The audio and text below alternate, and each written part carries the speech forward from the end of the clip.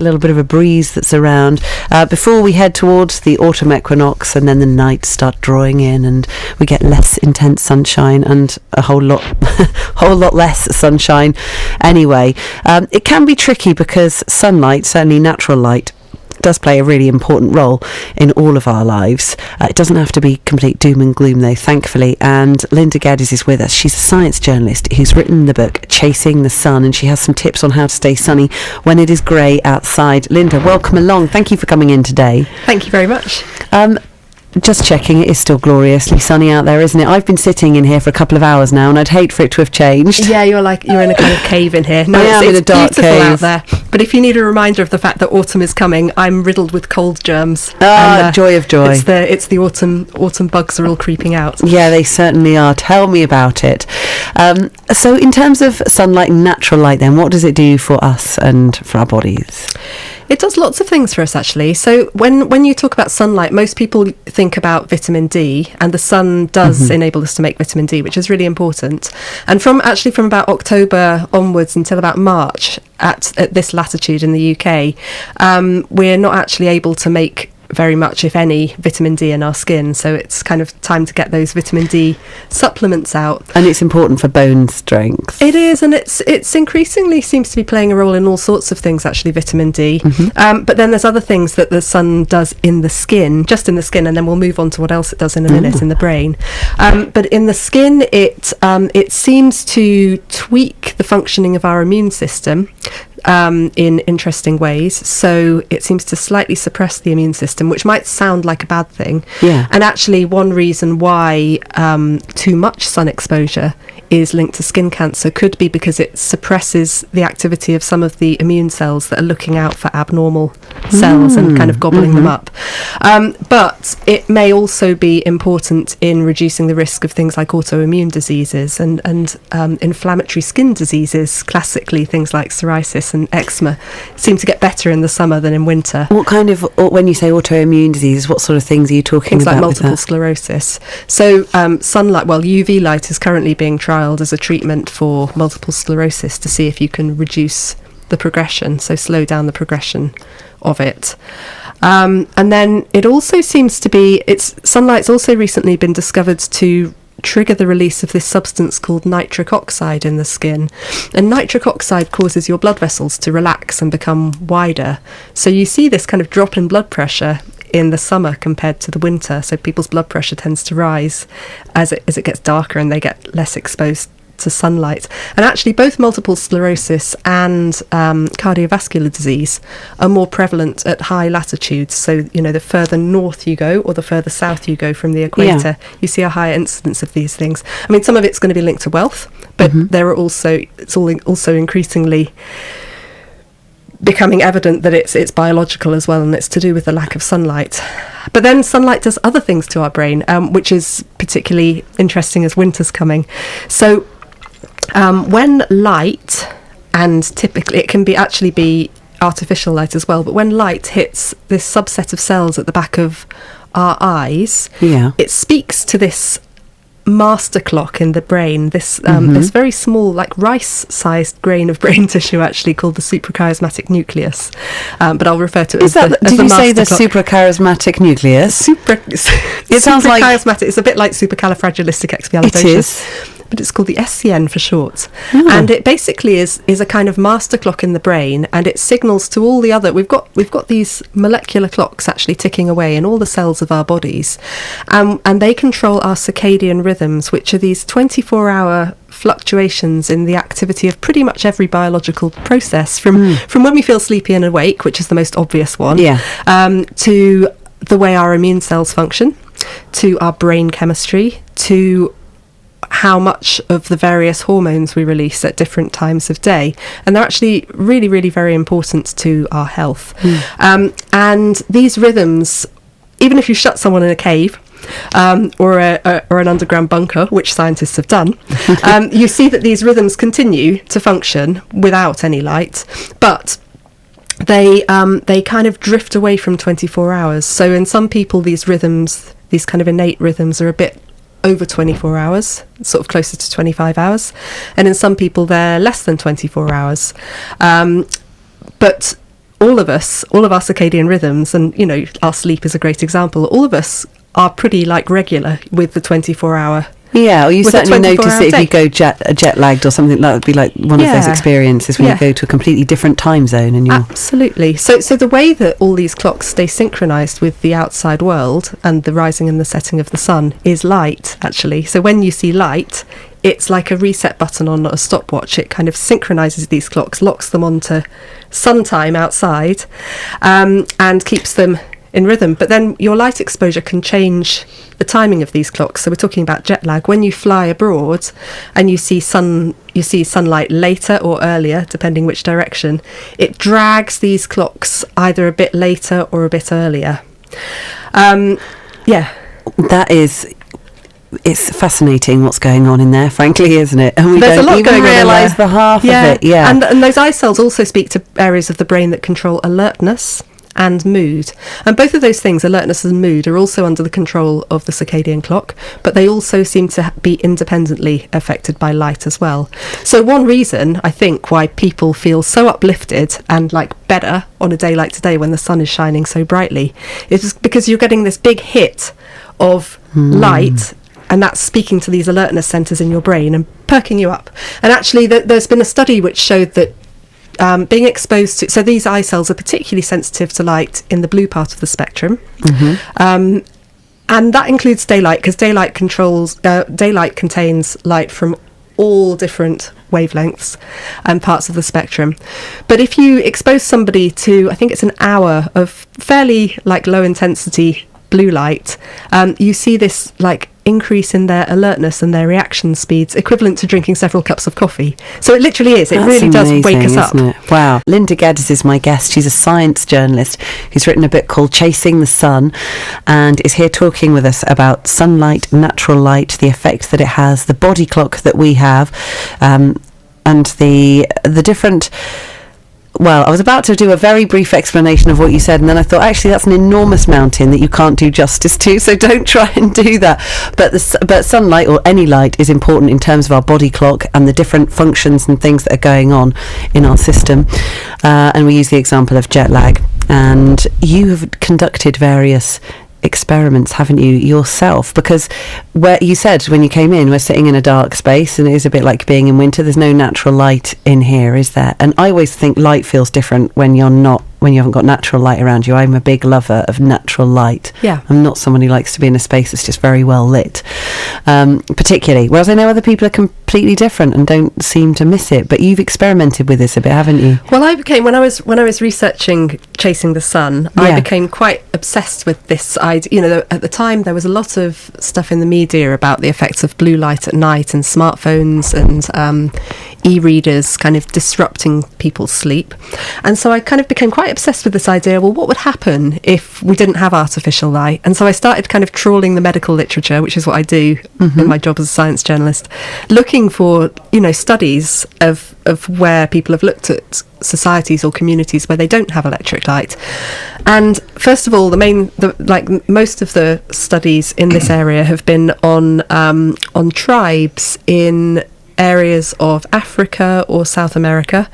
And what you see there is that they tend to go to bed earlier than we do in the West, and they tend to wake up just around the time of dawn or shortly before dawn.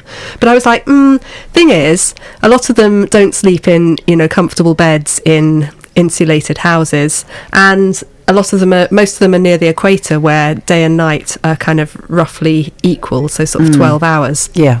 So I started going, well, I wonder what happens further north, or, you know, south if you're in the southern hemisphere. You know, there didn't seem to be any equivalent studies at, you know, latitudes like Bristol. Excuse me. And so then I kind of came across some research on the Old Order Amish in North America, suggesting that they also go to bed earlier and wake up earlier. And there have also been these really interesting studies where if you send groups of ordinary Westerners, ordinary American people camping, you see this shift towards earlier waking and rising. And if any you of have the a listeners natural have ever been inclination to hunker camping, down when it starts to get a bit darker, and when the sunlight's up, it's time to go. That's right. So I kind of got really interested in this idea, and I got in touch with this group of researchers at the University of Surrey who work on circadian rhythms and sleep, and I said, hey, I'd really like to kind of try and do the equivalent of a camping study, but while living in a house in Bristol with 2 young children and leading a normal work life where I have to work on a screen all day. And I'd love to see what happens if we were to go cold turkey on light after dark. And they said, yeah, that would be interesting. What we should also do, though, is do another kind of intervention, which is get you going out more during the daytime and see if that also makes a difference. So what we were expecting to see, and indeed what we did see, is that I did this in December and early January, I think 2 or 3 years ago. After 6 p.m, we just went, right, no more electric lights. We're just going to switch to candle light. And I wasn't allowed to use my computer and my smartphone, or if I did, because of like some work emergency, I fitted various filters on the screen so that there was no blue light, and kept them very, very dim. And what we saw was that. And then I did all these kind of sleep questionnaires, mood questionnaires, alertness questionnaires before bed and immediately upon waking up each morning. And also once a week I spat into a tube multiple times and sent these samples of saliva off to a lab to measure when I started releasing this hormone called melatonin. Now, melatonin is a hormone that is released by that kind of master clock in our brain as night begins to approach. And it basically sends messages all around our body saying night's approaching, and our bodies do different things at night. So it's kind of like a hormone that's kind of saying, hey everyone, night's coming, time to kind of change the shift and start doing the things you do at night. And what happened was we saw that when I switched off the lights at night, we saw this the shift of about an hour and a half to 2 hours earlier in my circadian clock, and I was also feeling sleepier earlier. And when I woke up each morning, I was kind of more alert and more kind of ready to start the day.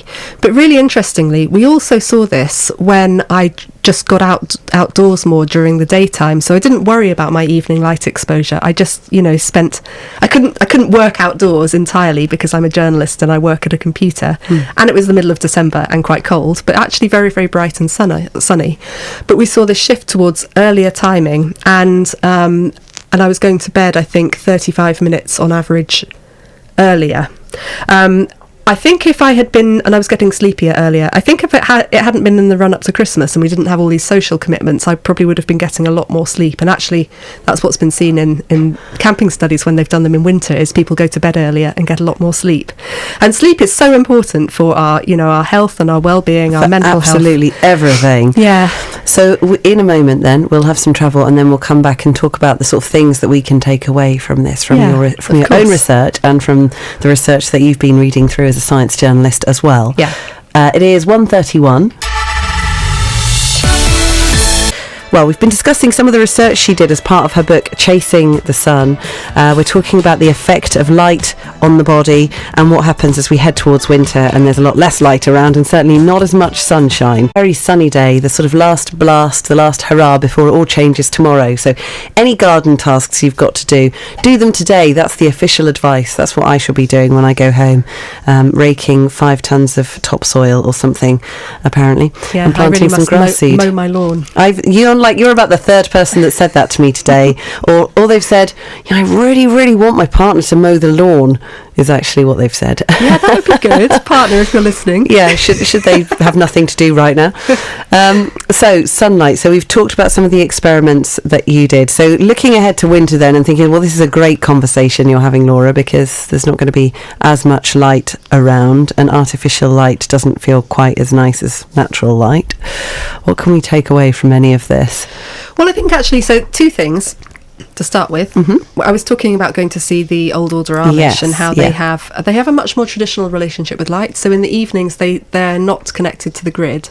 So they have gaslight, but it's a lot dimmer. But then the other thing that the Amish do is that they spend a lot more of their daytimes outdoors, and we've been talking about how that affects us.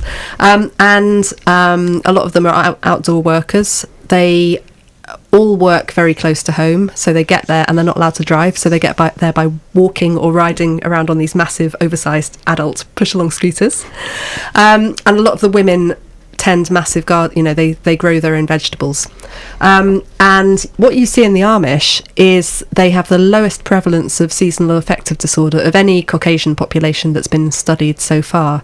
And the thought is that is to do with their light exposure, because we know, I mean, if we're talking about the winter, and there's, you have seasonal affective disorder, and then you have a kind of milder form of that called the winter blues, where a lot of people feel a bit more sluggish, tired, gloomy in the winter. Yeah.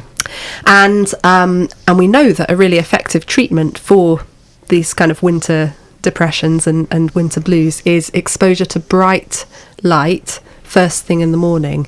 And the reason why that's thought to work is, first of all, it's thought to kind of pull our body clocks back a little bit, so synchronise them a bit more with kind of sunrise. And also it suppresses any of that nighttime hormone, that melatonin, which can make us feel a bit kind of sleepy and groggy. So it kind of like bats that down and goes, right, it really is time to get up now. So we feel kind of more cheerful. So we know that bright light in the morning is a good remedy for the winter Can that blues. be any light? It can be, yeah. I mean, the thing is, so a sad light is very bright light, and I think a lot of people who get them don't use them entirely right. So with them, you really need to sit next to it or stand next to it, but basically be next to it and quite close to it for about half an hour, very soon after waking up in the morning. So it's no good just having it on in your kitchen and kind of walking around. But I think, so illuminance or brightness is measured in this unit called lux. Now, indoors in this studio, I would predict it's about 60 or 70 lux, but in a kind of normal office, it might be kind of about 200 to 300 lux.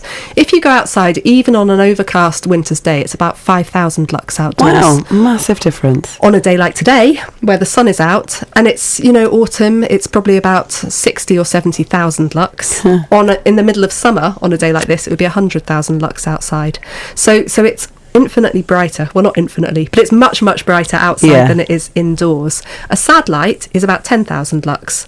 So, that's bright, but you could get the same effect by, making a cup of tea in the morning or whatever you do. And standing outside with it and getting that blast of that. Okay, so get outside, early doors. I think get outside, yeah. And so we were talking about my light experiment. There have been other studies that have done this kind of thing and there's a really interesting study in American office workers, which didn't kind of interfere with their light exposure, but they wore these light monitors around their necks, kind of day in, day out.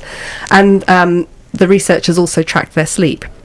And what they found was that people who were exposed to more bright light, particularly in the morning, compared to people who were exposed to the least kind of bright daylight, they were going to bed.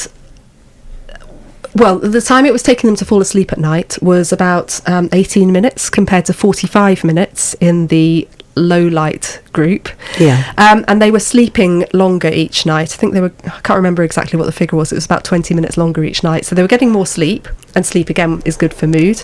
But they also were scoring lower on this depression scale. So again, it's kind of speaking to this idea that being exposed to bright light, particularly in the daytime, in the morning, is kind of antidepressive. It's a natural antidepressant, and of course, actually being outside in nature also is good for mental health. It's so true. So I really think that in the winter, in the gloomy months, even though you kind of look outside and go, oh God, it's so grey, it's going to be so cold. If you can bring yourself to get outside, it's so much brighter out there, and that light will be a kind of natural antidepressant. It will boost your alertness, which is really important in winter when we're all feeling a bit sluggish. Yeah. And it will probably help you to sleep better the following night, and then you'll feel better because of that as well. And it's free. And you don't require any special equipment for it. Absolutely. Yeah. It's sometimes the most obvious sorts of things, but you're right. I have friends who've decided that they will always have their their first cup of tea just outside, even if it's just on the porch, you know. But it's Makes a lovely, big and that difference. winter, and actually doing this experiment where I was kind of dimming the lights in the evening and getting more bright light exposure during the daytime has actually changed my relationship with winter. And I actually, perversely kind of look forward to some of, particularly those kind of really, really sparklingly bright the mornings. crisp, those crisp ones are all right. And sit in the park and suck up that light. It's absolutely beautiful out there, and it's usually deserted, so you have the whole That's very true. park to yourself. It's lovely. Linda, thank you. I know we could talk more. We have to leave it there. We've got to find out about some people who are abseiling, of all things. They got a lovely day, for at least they're not being blown from side to side whilst they're trying to do it. They're outside at least. And they are outside, yes, even just a little bit closer to the sun. Linda Geddes, the book is called Chasing the Sun, if you want to have a look and find it for yourself.